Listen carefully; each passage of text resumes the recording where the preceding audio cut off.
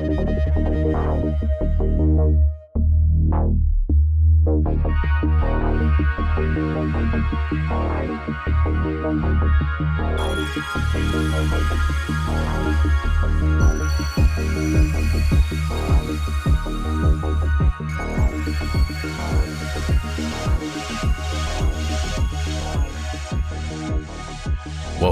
to the EchoCast, episode 111, 111, 111. This is a podcast about the Division 2, its community, news, speculation, and updates. I am Bon Diesel. I do Division stuff such as this podcast, Twitch streams, YouTube videos, and other things about Division 2. Please take a moment to rate and subscribe to the podcast on whatever platform you are listening. It does help me get noticed. It helps the show get noticed, and I very much appreciate it. Today, we will have a state of the game recap, some Division 2 news, some speculation, and some community topics, and then we'll wrap this baby up with some content updates. Thank you to our Patreon supporters for this month: Hassan, Christian, Darren, Dale, Justin, Jimmy, Tim, PK, and DJ. If you would like to support this show or my other content, such as the Xbox Dadcast, please check out patreon.com/theechocast. Okay, let's move right into some news. We will talk about the state of the game recap. We had Hamish, Yannick, and Nikki talking mostly about the Title Update 10 updates and the upcoming PTS for PC. The main points of the state of the game: the Title Update 10 PTS will go live on Friday, May 22nd. You will be able to preload on Uplay before then. The PTS will come in at least 2 phases. They expressed regret for not doing PTSs previously. There's only been one for the Division 2. I believe it was Title Update 6. But they are hoping that this PTS will help Title Update 10 be as good as of an update as it should be. Title Update 10 changes will be focused on in-game, gear and weapons, diversity, difficulty, player power, and more. The focus is to increase the fun of the game in general. This update will also have a very large bug pass. PvP will get significant changes, and they want as much feedback as they can get. The main change they talked about was making the TTK, or the time to kill, longer. Almost all weapons are getting a buff in Title Update 10. The M1A is getting a slight nerf, but not nearly as much as the quote-unquote accidental nerf a few patches back. They want to focus on the balance of the game being challenging, fun, rewarding, and playing smoothly. Nikki went into a few specifics with the changes and mostly talked about the exotic acquisition changes. He did also talk about that the new raid will feature 2 new exotics. And they talked about how Season 2 will have 2 new exotics in the reward track. They also briefly mentioned some of the conversation about the terms of service changes that Ubisoft implemented. Basically, they just said that it won't affect any current Division 2 players who are following the current rules. There is some question about what it means for licensed music and streamers and content creators, but they don't think that Division 2 creators should worry about it. That may be more involved with other games. Okay, so that was the straight news.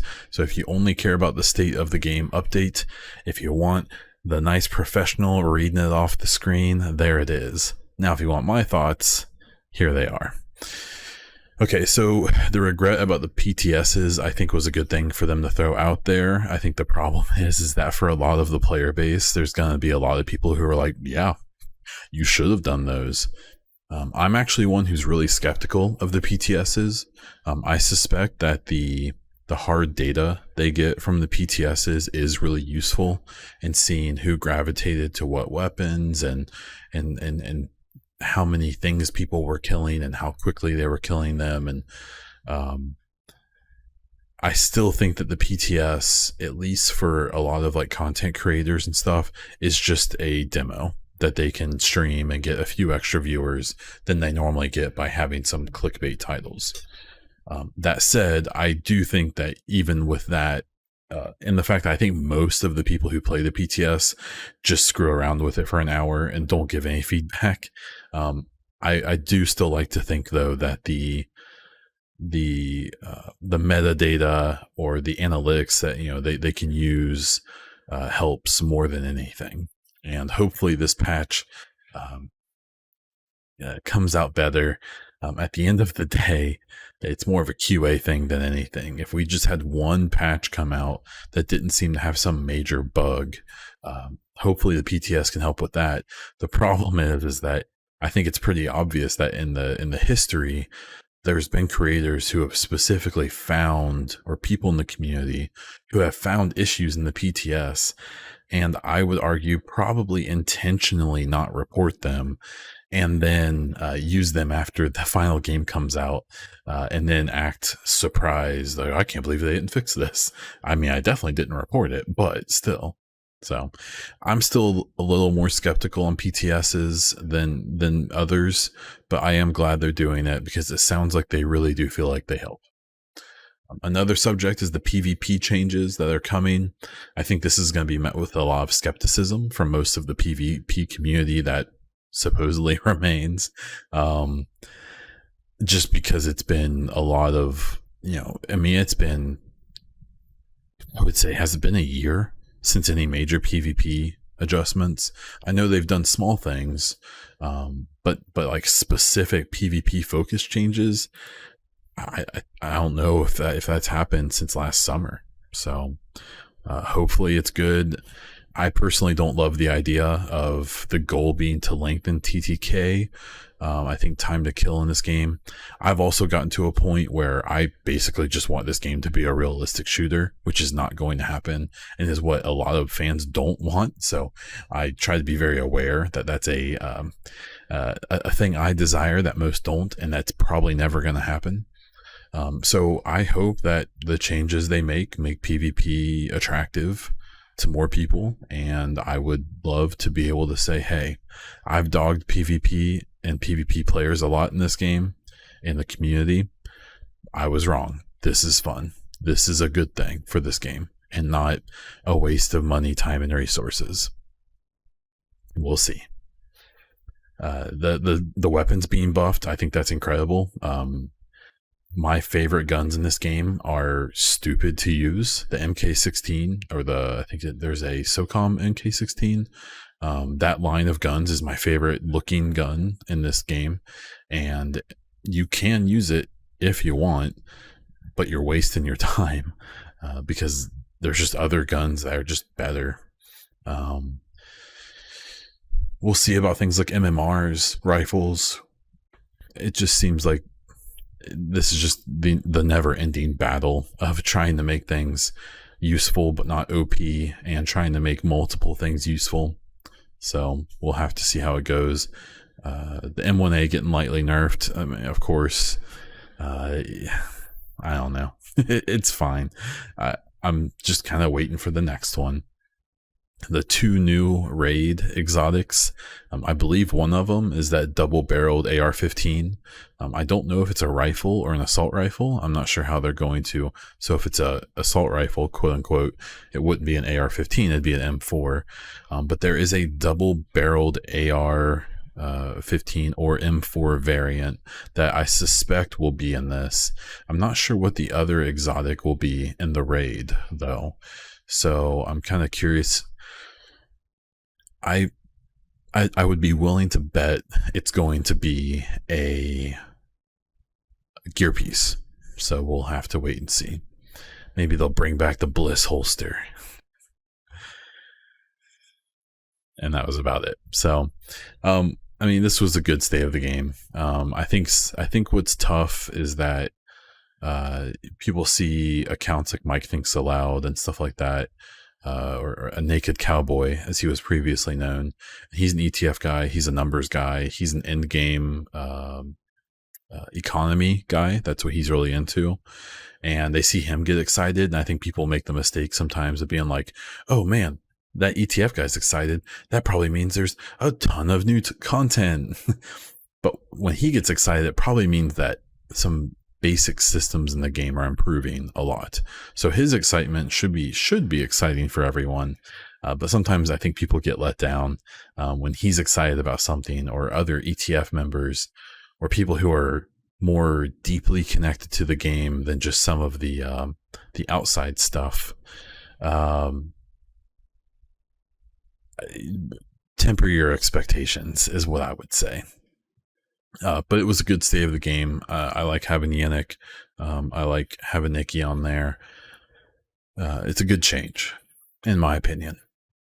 And what else is a great change, in my opinion, is this upcoming 30-second mid-roll, because that made no sense. Okay, so we'll jump into some Division 2 topics, some community topics, and some content updates. The first major Division 2 topic is Ubisoft in their, I think it was a shareholders call, reported that Division 2 has sold 10 million copies, and probably more by now.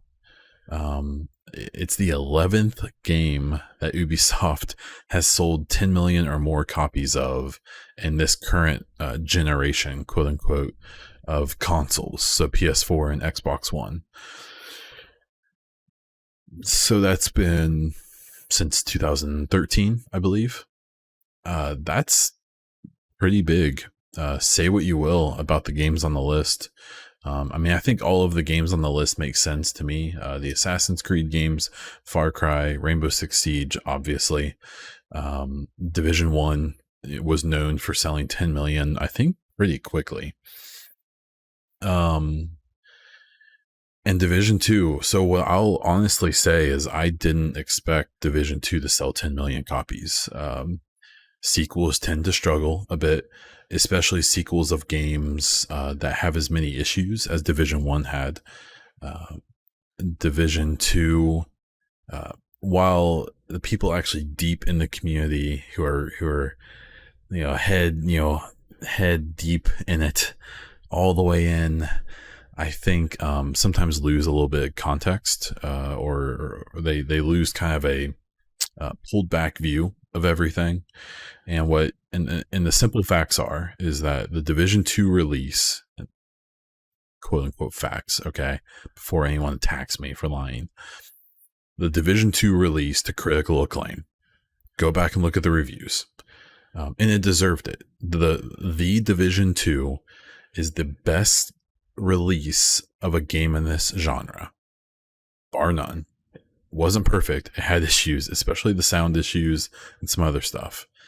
But if you look at the way that Destiny 1 and Destiny 2 released, if you look at the way that Warframe released, if you look at the way Anthem released, the way Division 1 released, the Division 2 was the most complete game on release of all of those games.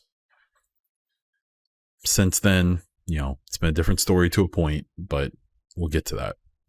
So, critical acclaim, good release, not perfect, but good. Consistent updates, whether you agree or not. I would like new content to play every week, but they have. There's been a few droughts, but not very many. The content released hasn't always been exhilarating, but it's existed.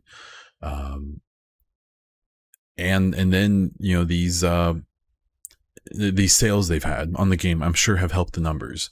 But one thing that I push back on is when I pointed out that this means the Division 2 was a success, and I really. You cannot like the state of the game. You can believe the game is bad or whatever. That's fine. But what people don't realize is most of the loudest people in this community and in the subreddit or Twitter or on YouTube or Twitch or whatever are people who have played 3, 4, 5, 1,000, 2,000 hours of this game. If this game sold over 10 million copies, what you'll find is that most of those people are going to play like 100 to 150 hours.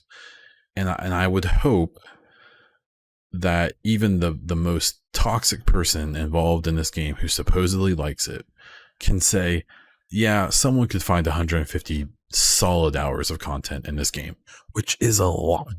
Okay, let me get real close into the mic and say 150 hours or 100 hours even of a game is so much. And that's, I think, before you even add Warlords of New York, but let's throw that in too. And so I've seen some speculation from people saying like, oh man, this Division 2 sucks so bad. There's no way they're going to make another one. Well, there's about 10 million reasons that they're definitely going to make another Division game. Division 3, maybe a prequel, maybe a spinoff. I think that there's going to be a Division 3 and some type of spinoff is my guess. I still think the rumors about some type of survival BR side thing are going to happen. And I think we'll find out about it. I think next month? I forget when Ubisoft is doing their show. I think we'll hear about it this year. It may not come out this year, but I think we'll at least hear about it. I could be wrong. But, a lot of this talk and a lot of this, I did not expect Division 2 to sell 10 million copies. I thought maybe it would be 6, 7, which is still a success. But what I was saying before, the thing I push back on is there's a lot of people being like, well, yeah, they sold 10 million. They sold it for $5 or whatever. I will tell you, any game that released at $5 would be happy with $10 million, with 10 million units sold. Okay. Well, I'd be willing to bet that at least 75% of those sales was probably full price or more than $5.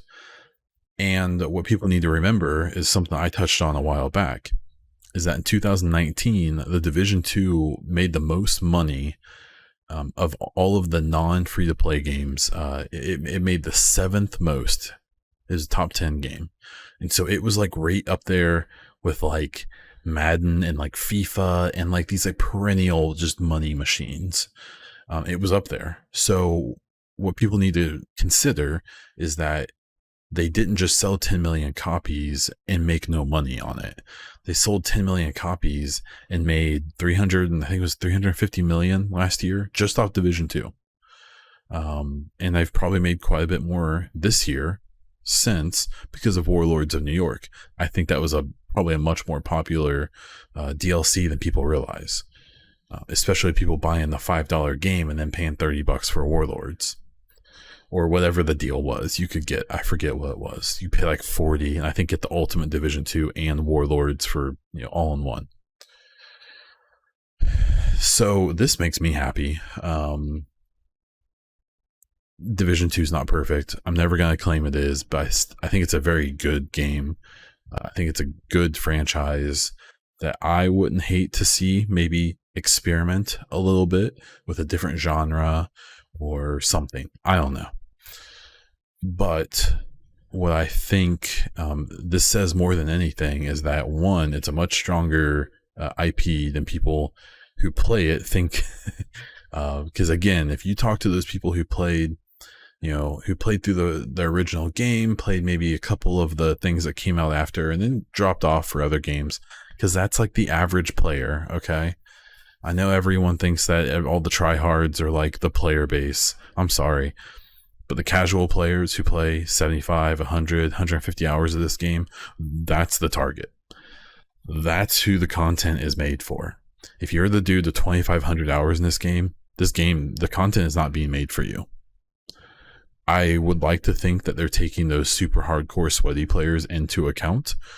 They're considering their time and they want, as much as they can to make their experience worthwhile. But you are not the target for this content, for the content that comes out. Honestly, I think I have around, I'd have to look at my game, 350, 400, maybe more hours now. You have to realize that I'm not even the target. And so if you can step back from your own perspective, especially if you're one of the super hardcore sweaty players, and you look at the Division for its first 50, 100, 150, 200 hours, maybe, It's a very good game. It's an excellent game. Really good, in my opinion, especially if you're into this genre. Obviously could be improved significantly, but at the end of the day, the numbers don't lie. And it only backs up what I've been saying, I think, for a long time, in that while this is a very imperfect game, that I really do believe, I wish the goal of Division 2 seemed like it was to take over the genre. I don't think that's the goal of Division 2. Unfortunately, I think the way that it's been treated is it's good for what it is. You know, we'll make it the best version of what we are okay with it being. But I don't think they're trying to take out Destiny with Division. But despite that, I still think that this 10 million in sales, and only more since, I'm sure, is worth celebrating. That's extremely impressive. It's a lot of games to be sold in just over a year. That's an indication of a very healthy IP. If you don't like the devs, if you don't like the studio, if you don't like decisions, if you don't like things about it, fine. But at this point, I think that anyone who tries to say the game is a failure, whatever, you're just wrong. You're simply wrong from what I would believe is a very subjective standpoint, and you're wrong at least in a lot of really objective ways. So I'm happy. I'm happy for Massive. I'm happy for Julian. I'm happy for Matthias Carlson if he's still involved in the game. I'm happy for all the devs at Massive and Red Storm and Reflections and Leamington and Annecy and Sophia and all of the other studios who have worked on this game. I'm happy for all of them because that's a big deal. There's a lot of people who make games who have probably been making games for a long time and have worked on Division 1 and 2, and it's the only games they've ever worked on that sold more than 10 million copies, and they've gotten to work on 2 of them.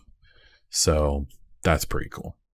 The second bit of news, it kind of comes at a bummer for me, and it's going to require a follow-up. So next week, I hope I can have some more information. It's talking about how there may not be a next-gen update console for Division 2. So if you remember, with Division 1, at least with me, I got a Xbox One X. I actually was able to pre-order a Scorpio edition, which and when the One X released, I believe it was in 2018 in November maybe. It came out, it was just basically a little power upgrade on the Xbox One, so it played all the same games.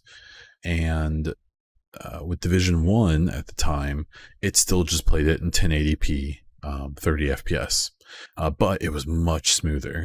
One of the first things I noticed was that when I would be playing with other people and I would go into the dark zone or I would fast travel, I would load in like half the time of the other people.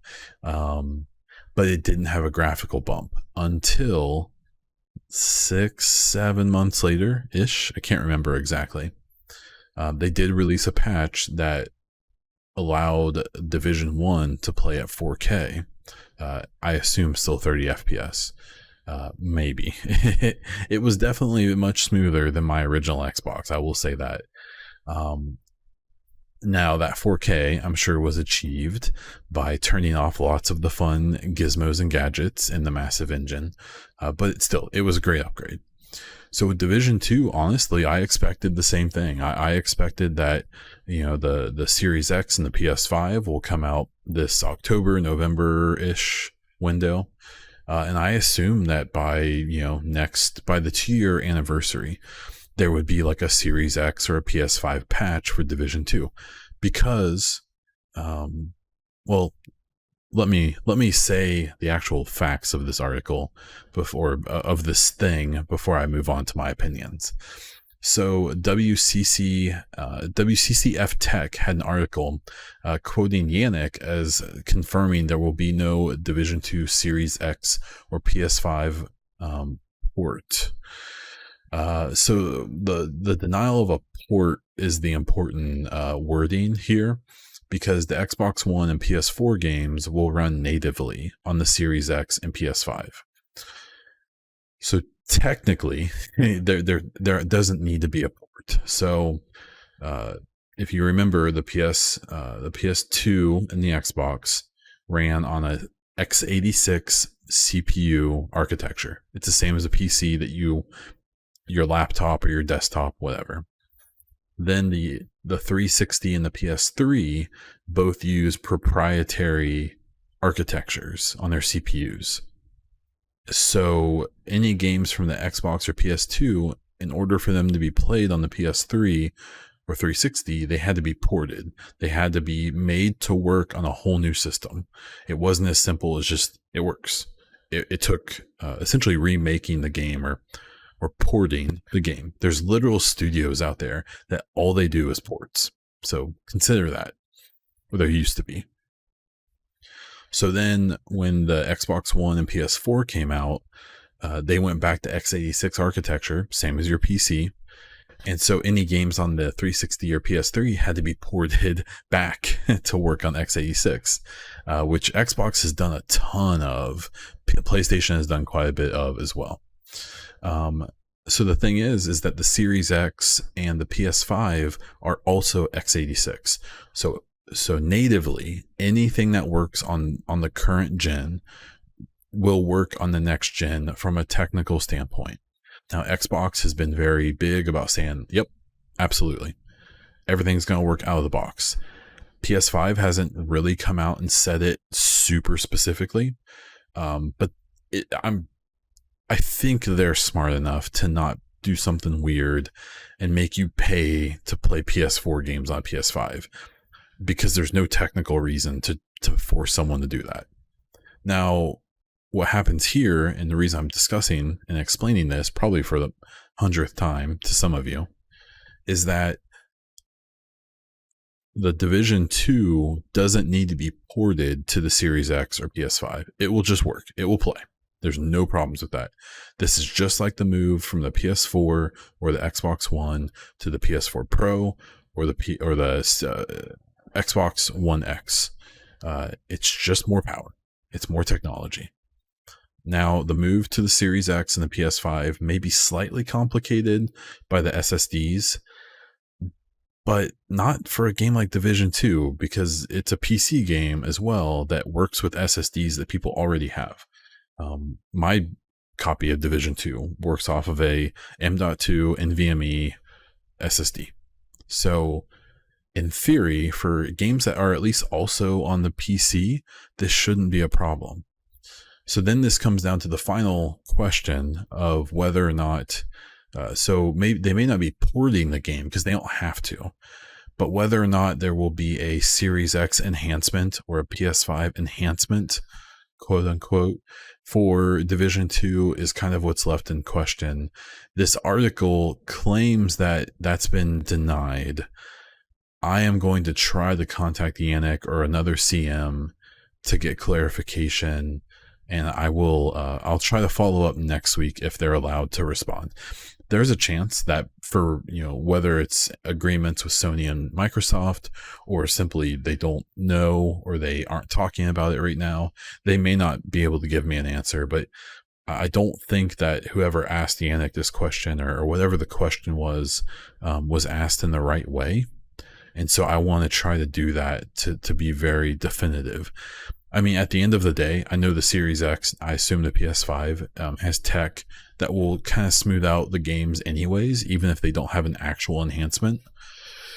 So I have no doubt that Division 2 will look and play, hopefully, extremely smoothly on the Series X and PS5. But we'll have to see. The biggest thing will be the pop-in and like the invisible walls. If you guys remember that super fun issue, that will be gone with SSDs. PC players don't have those problems, at least not in the same way. Okay, so there were a few community topics I wanted to touch on. The big one being the terms of service kerfluffle. So as we know from the State of the Game recap, this was essentially a non-issue. There were a few lines that people were upset about. I think it's just a good time to point out that this is just another example of how if there's nothing to complain about, people will find something to complain about. There was no reason for this to turn into a thing. It was on Twitter. There was a big long thread of a bunch of the best and the brightest of the community being super respectful and awesome. If you can catch my sarcasm, if you can't catch my sarcasm, here's my notice. It's just embarrassing once again, but Yannick handled it well. I think it was Yannick who responded, and now we're past it. We know it's not a problem, so chill out, you dicks. There was kind of an interesting post on Reddit I remember kind of reading through, and it was talking about, it was kind of reminding people that, hey, by the way, Survival came out, I think it's about 6 months before PlayerUnknown's Battlegrounds, PUBG.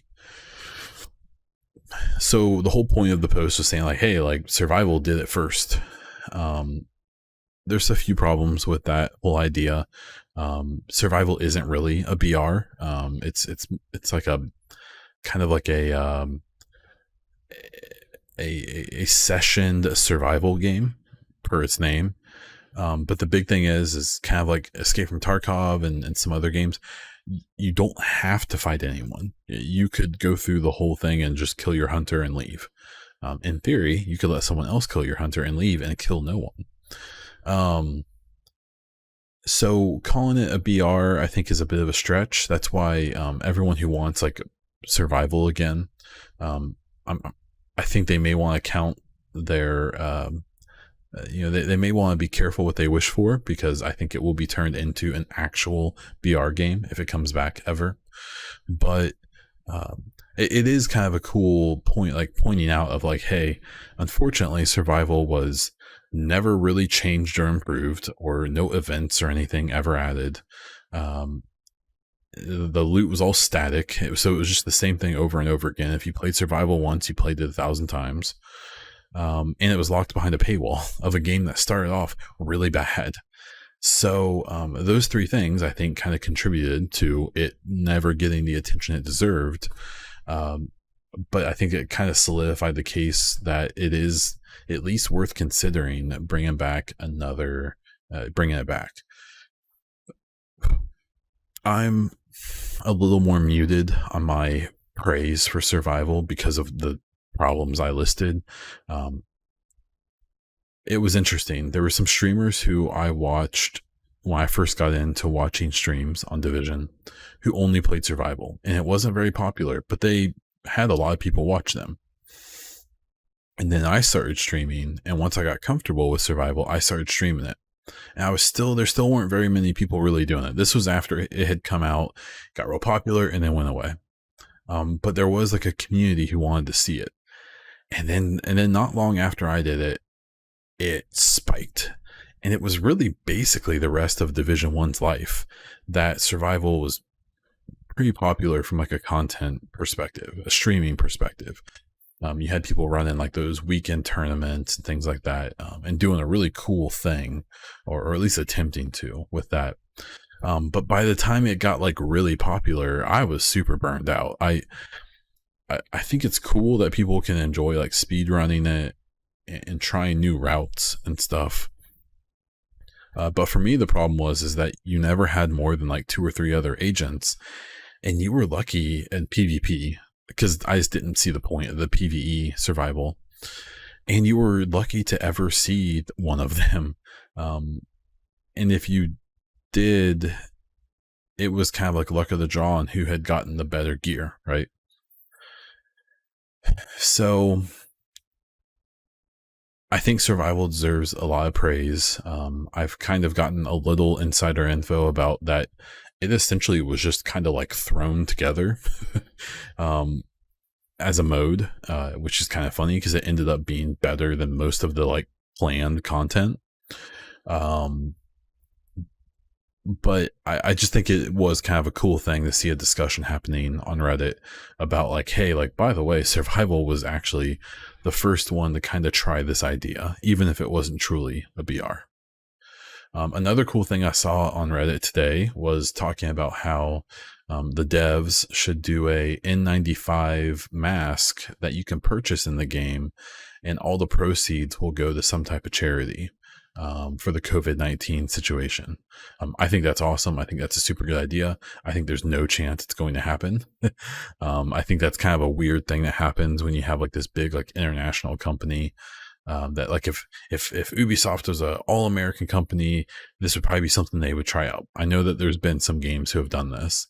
Unfortunately, I think the way that the game's like spread out, it's so many different people for so many different places working on it. It's one of those things where, who would they pick? Which country would it go to? What organization? Like it turns into one of those like clusters that will probably never actually happen because of the politics of it, unfortunately. But I thought it was a really great idea. Basically, it would just be a regular N95 mask that you could put on your character in game, and any proceeds from it would go to a charity of some type.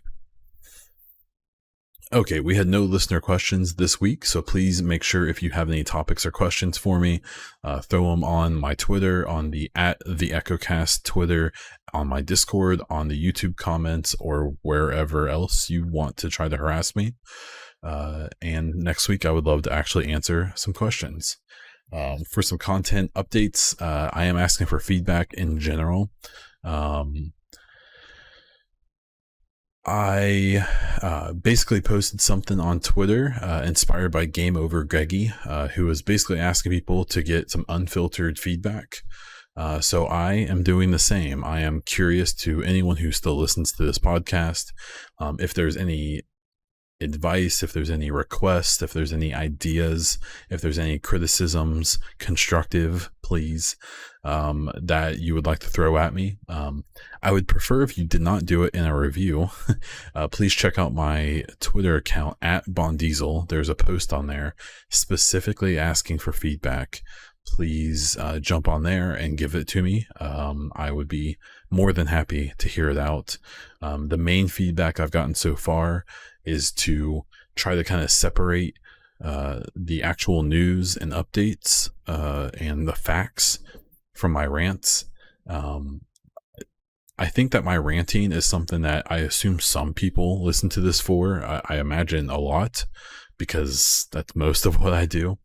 But I have kind of felt like I need to corral or kind of bracket those rants, and not do them in the middle of the State of the Game update. Do it after when I have the My Thoughts section. But I think that's good advice, and it comes from someone I really respect. They basically said that they love my voice and they could listen to me read a phone book, but the production levels could be higher, and I do not disagree. The other thing I'll throw in at the very end, I don't think anyone's going to hear it, but that's fine, is I'm now on day 11 of finally getting on and sticking with a low carb diet. I have hit about 265 pounds. I am only 5'10", so you can convert that to whatever mumbo jumbo your country uses. But I'm a big boy, and I'm just unhappy. I don't, in general, in my life, I'm extremely happy. I have a beautiful baby, beautiful wife. I have a great job. I have some great hobbies, such as this podcast, some great people to share those experiences with and to talk to. All things considered, I'm super happy. But if there's something I'm not happy about, and I'm frustrated with, and I'm just uncomfortable with, is my weight. I've been 265 before, about 6 years ago or so. I ballooned from about 185 in college, a very in shape 185, to a very not in shape 265, and I got down to about 190. That was probably about 5 years ago. It took me about a year to do it, and it was awesome. It felt great. And then life happens. You get married, you have a baby, you get hurt, you start playing video games and streaming and doing podcasts. So kind of in this crazy time, it's been a good time for me to buckle down. So I will say the last time I weighed in, I was at 262. So it's only 3 pounds, but it's also only a little over a week. So I think to wrap up these podcasts, I'm going to be updating that probably going to do it over on the Xbox Dadcast as well, just as a way for some self accountability. It's something I care about. I'm probably going to throw something in my Twitter description. Not really advertising it, but just a number in there for me to keep an eye on. My goal, I would like by the end of the year to try to be down to at least 225, 215, 200 would be a lot of weight in only, 7 months or so, but it's a lot of fat. If I work hard, it can happen. So if you're still listening, I very much appreciate you letting me finish that little part out.